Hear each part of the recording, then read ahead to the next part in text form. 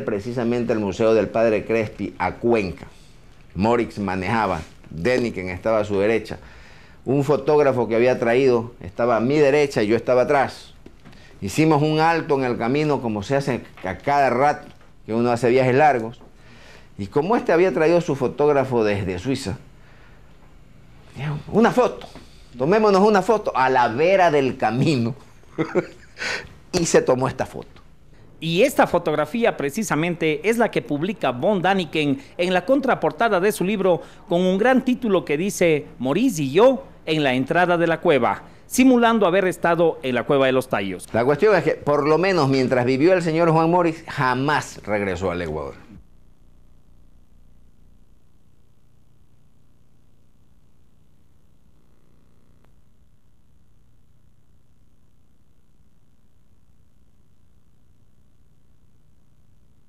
Estamos presentando Tallos, un mundo intraterrestre. Muchos fueron los detalles, como el caso del libro de von Däniken, que restaron objetividad a las reales intenciones de Juan Morís. Intenciones que quedaron plasmadas en este video de archivo.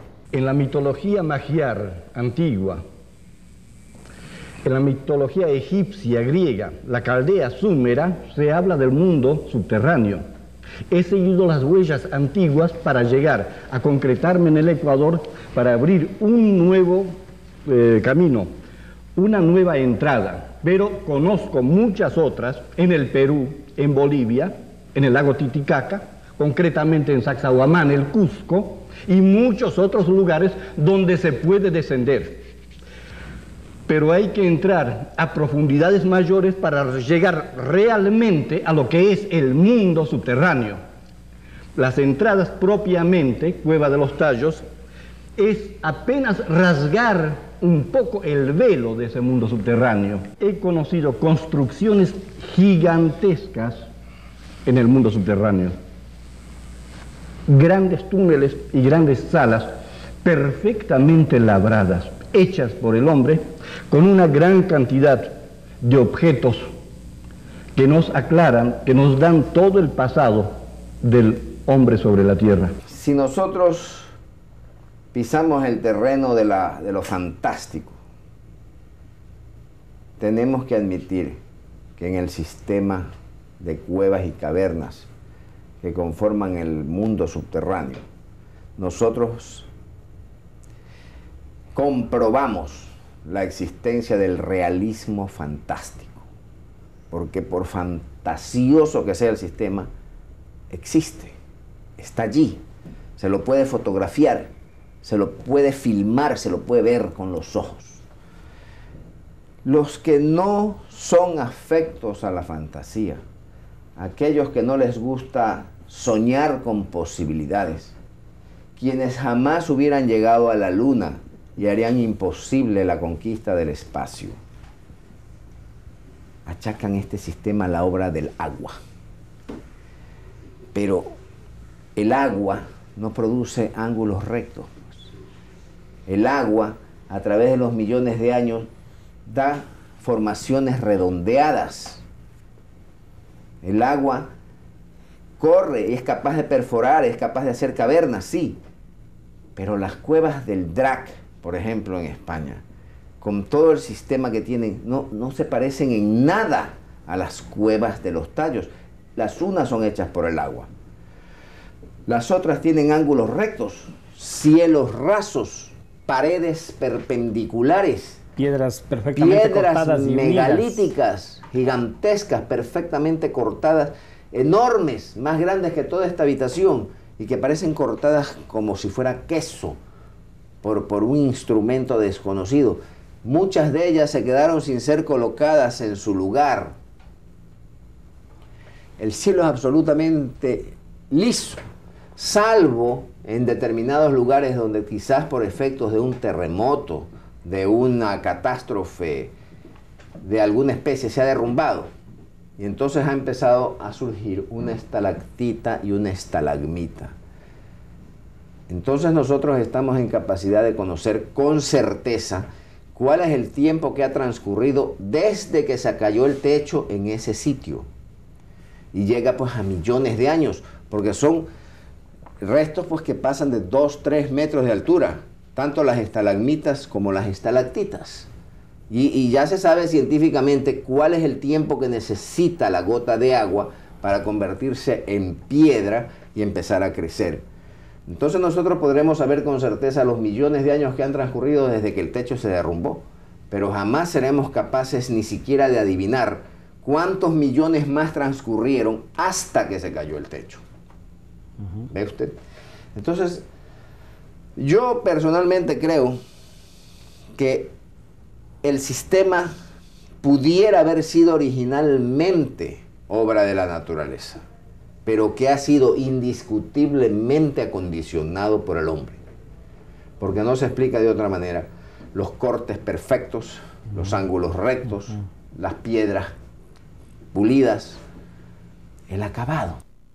Juan Morís invita a Erich von Däniken a visitar la ciudad de Cuenca, en donde le presentaría a un buen amigo y también investigador y muy conocedor de las culturas orientales.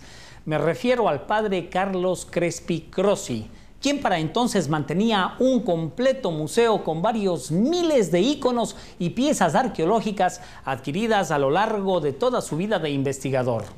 Museo en el cual reposarían, a decir de von Däniken, láminas de un extraño metal grabadas en bajo relieve, las mismas que formarían parte de una gran biblioteca metálica que reposaría al interior de este mundo intraterrestre. Es así como logra que el padre Crespi pose frente a sus cámaras con algunos de estos objetos para simular la autenticidad de estos reportajes.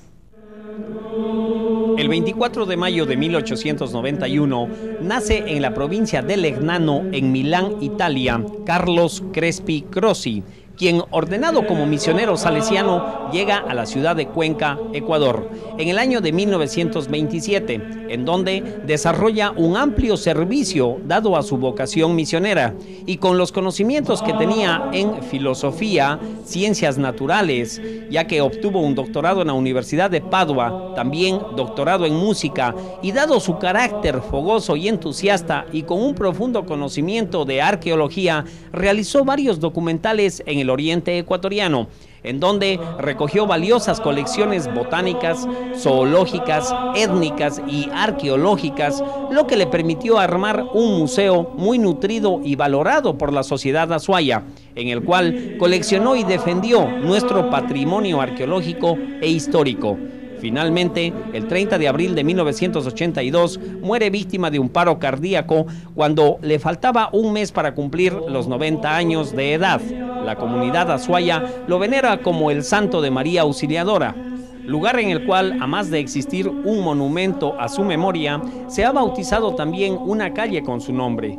Muchas fueron las facetas de las actividades cumplidas por el padre Crespi, ya que las autoridades, las instituciones y la sociedad en general supieron reconocer, declarándole no solo el hijo ilustre de Cuenca, sino también ejemplo de sacerdote por el cumplimiento de su misión, cual fue la de dar testimonio de la presencia de Jesús el Cristo. Es así como hasta el día de hoy su tumba es muy frecuentada, incluso por personas que dejan plasmado su agradecimiento por los milagros recibidos.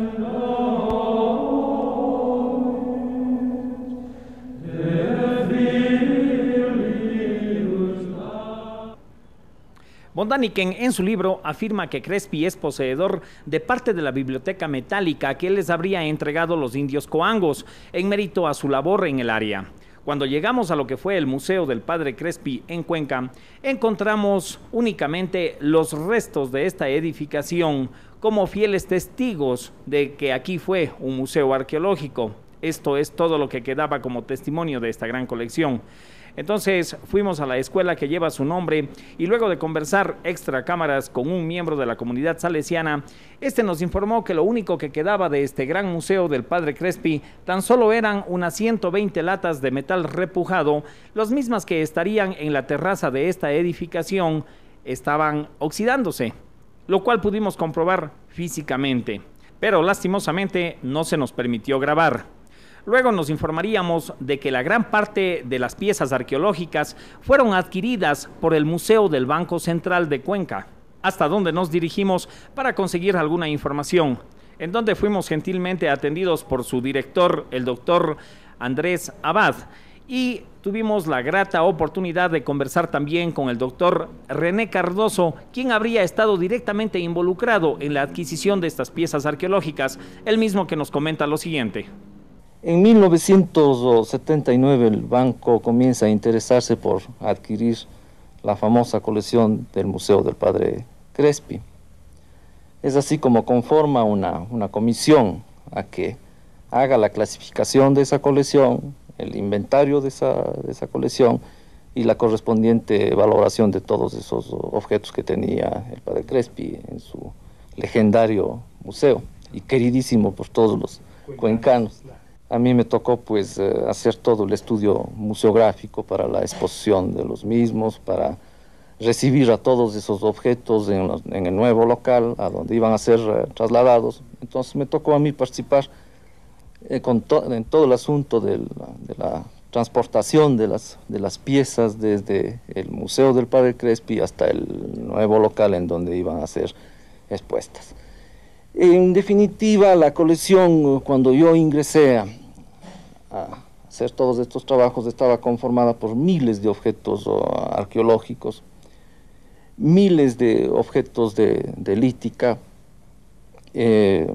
cientos de cuadros muy valiosos de arte religioso especialmente, la colección muy valiosa etnográfica, sobre todo de algunas culturas del oriente ecuatoriano, ¿no? En general, de esa manera estaba conformada la colección del Museo del Padre Crespi.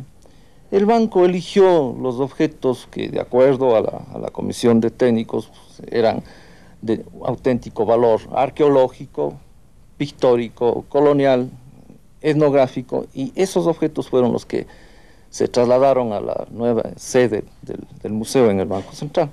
Bueno, von Däniken dijo muchísimas falsedades, y precisamente eso ocasionó una expectativa internacional entre muchos investigadores. Y me acuerdo que habían misiones completas de investigadores norteamericanos, europeos, que llegaban hasta Cuenca para conocer la famosa colección del Padre Crespi y los objetos de oro que describía von Däniken en su libro que me parece que se llamó El oro de los dioses. Me acuerdo que allí aparece en una de las fotografías del Padre Crespi con dos objetos metálicos, y al pie de la foto dice objetos de oro que posee la colección del Padre Crespi. Entonces esta situación era sumamente incómoda para el Museo del Banco Central, porque había que aclarar de una vez por todas de lo que se trataba, y que lo que había adquirido el Museo del Banco Central eran únicamente los objetos que tenían un valor científico desde el punto de vista arqueológico y cultural en general. Y había que demostrar además que esos objetos que von Däniken los ilustraba en su libro no eran de oro, sino eran objetos de latón que tenía la colección del Padre Crespi, y cuyas piezas no fueron adquiridas por el museo.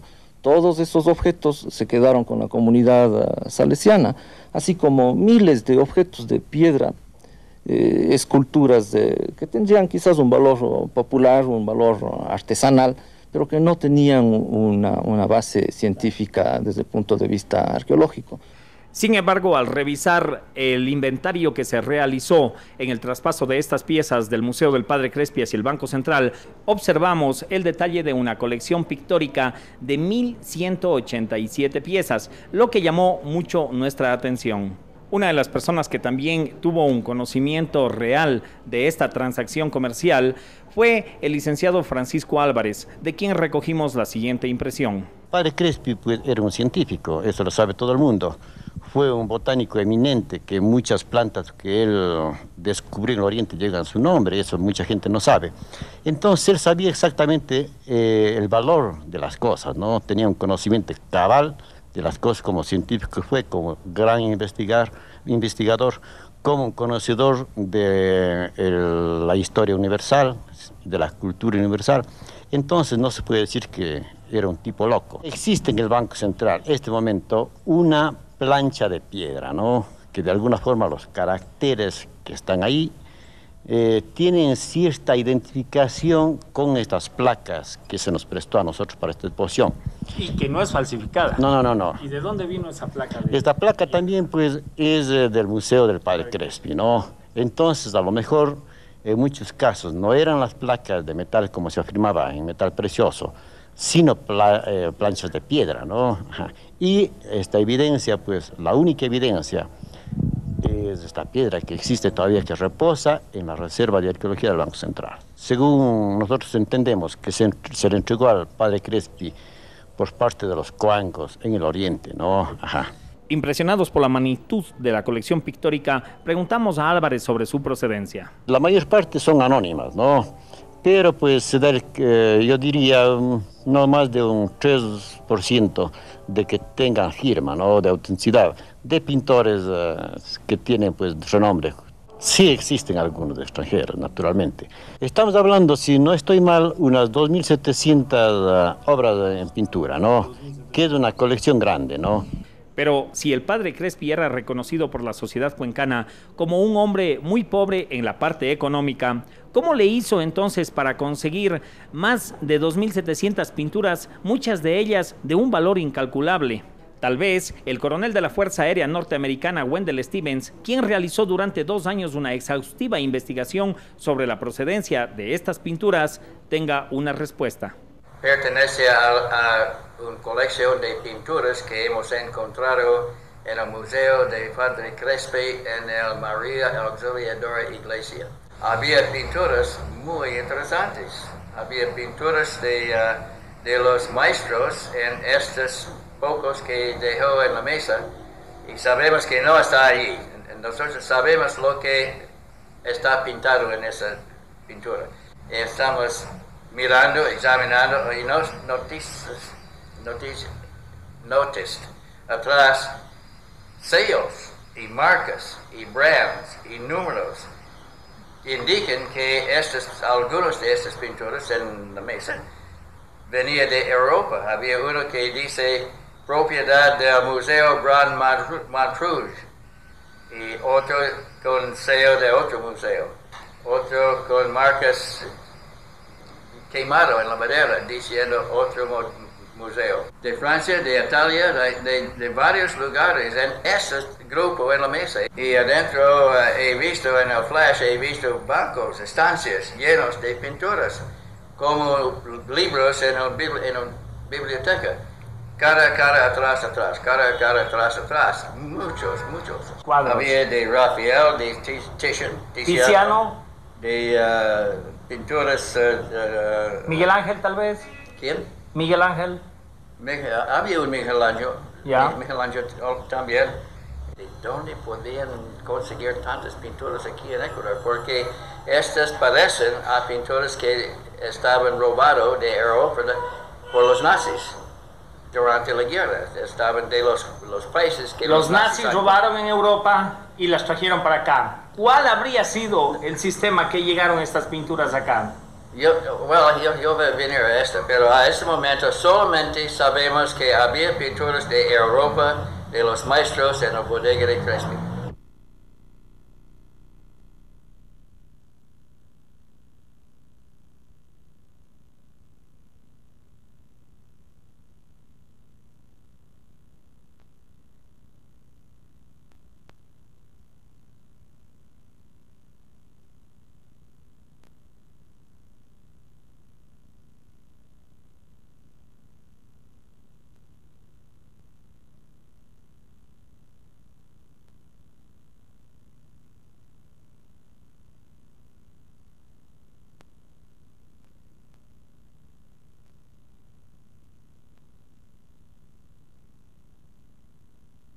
Estamos presentando Tallos, un mundo intraterrestre. El libro de von Däniken causó un revuelo a nivel mundial dentro de los investigadores. Estaba entonces Ecuador en el centro de las miradas del mundo. Tenía la paternidad de un hallazgo sin parangón en la historia de los pueblos de este continente. Y es aquí donde aparece un misterioso personaje de nombre Stanley Hall, quien inmediatamente entabla comunicación con Juan Morís y todo su equipo de investigación, ya que menciona estar interesado en desarrollar una expedición científica al interior de este mundo subterráneo. Y desde luego, para esto contaría con el apoyo de un nutrido cuerpo de científicos escoceses que mostraban un sano interés en la investigación de este lugar. Esto se inicia con una primera comunicación que yo recibo por el correo, que con letras bien grandotas en mayúsculas la encabezan referencia, ayuda para Juan Morix. Y entonces sobre esa base de que se trataba de una ayuda a Juan Morix, para el señor Juan Morix, para que el señor Morix organice la segunda parte de su expedición, yo sostengo una larga correspondencia con el señor Stanley Hall. La primera carta que yo recibo del señor Stanley Hall, de fecha 25 de febrero del 74, y de las referencias a un encuentro que se realizó el 4 de marzo del 74 con el Departamento de Geografía de la Universidad de Glasgow, etc., con el objetivo de explorar las formas de ayudar a Juan Morix en sus necesidades en relación con los túneles del Ecuador. Eso me lo dice a mí. Mientras tanto, también lo recalca en letras mayúsculas en la carta que le escribe al general coronel Pender, Assistance for Juan Morix. A esta primera correspondencia le seguiría una secuencia más de correspondencias en las que se iría dando forma a la idea del señor Stanley Hall de organizar una expedición que fuera al interior del mundo subterráneo de los tallos en conjunto con científicos británicos, el señor Juan Morix y las personas que él designe. El señor Hall nos mandaba una serie de referencias interesantísimas. Nos decía que iban a venir los Gurkhas del Nepal, como en efecto vinieron los Gurkhas. Nos mencionaba que iba a venir el astronauta Neil Armstrong, que estaba sumamente interesado en conocer las entrañas de la Tierra, puesto que había conocido la superficie lunar. Decía que la reina de Inglaterra estaba pendiente de los resultados de esta expedición y que la iba a padrinar pues el príncipe de Gales. Toda una cosa maravillosa, con el objetivo de entusiasmarnos a todos. Y naturalmente todos nos entusiasmamos, pues. ¿Qué más queríamos que con el auspicio del gobierno británico se organice la segunda parte de la expedición y poder llegar hasta el punto donde Morix sostenía que existía la biblioteca metálica? Era una oportunidad única. Entonces, yo le seguí la correspondencia a Hall, vino Hall a Guayaquil, se entrevistó conmigo muchas veces, organizamos le dimos a conocer cómo habíamos organizado la expedición a fin de que ellos puedan organizarla perfectamente la suya, pero naturalmente el señor Juan Morix, que era el descubridor, pues él era inflexible desde el punto de vista de que el jefe de la expedición iba a ser él. Claro, porque él sabía... Allí surgió pues la primera discrepancia, cuando los ingleses se dieron cuenta de que se habían encontrado con un caballero de un carácter inflexible, de una personalidad absorbente y de un conocimiento extraordinario desde el punto de vista arqueológico, esotérico, lingüístico, cultural. No pudieron doblegar a Morix, porque lo querían llevar como guía. A Juan Morix. A Juan Morix, al descubridor de la cueva de los tallos y del mundo subterráneo, después de haber sostenido que todo se organizaba para auxiliar a Juan Morix, el rato de la verdad lo quisieron llevar como guía. Y Morix se indignó y dijo que de ninguna manera iría en esas condiciones, porque o aceptaban que era el jefe único y absoluto de la expedición y que los Gurkhas del Nepal estarían a sus órdenes y que el señor Armstrong estaría a sus órdenes y que la expedición inglesa estaría a sus órdenes, o no iría, porque si lo necesitaban a él para conocer lo que él había descubierto, no lo iba a poner a los pies de su majestad británica como guía. Ya me escribe aquí el señor Stanley Hall con fecha 30 de septiembre del 75, en que me dice: apreciado doctor Peña, Espero que usted y el señor Morris estén bien. La única manera práctica de incorporar las condiciones del señor Morris es tener 2 expediciones paralelas,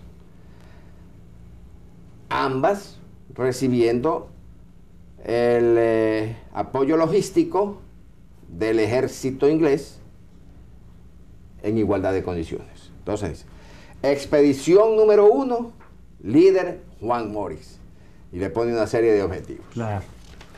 Expedición número 2, líder el señor Christopher Brown, con todo el ejército inglés atrás, con los Gurkhas, con todos los equipos, con todos los sabios que vinieron.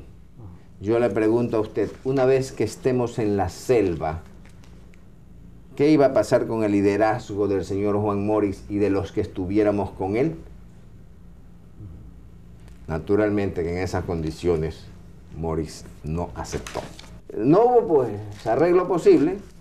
Los ingleses decidieron pues irse por su cuenta. De esta manera, los ingleses elaboraron su propia expedición con su propia directiva, la misma que quedó estructurada de la siguiente manera. El doctor Bank Mehadal, del National Museum of Antiquities de Scotland. El doctor David Saunders, de la Universidad de Edimburgo. El mayor Bunny Fisher. El teniente Miguel Stewart. El señor Stanley Hall, director de la expedición. El señor Roger Hendel, en calidad de intérprete. Yo simplemente lo calificaría con una sola palabra: inconsecuente.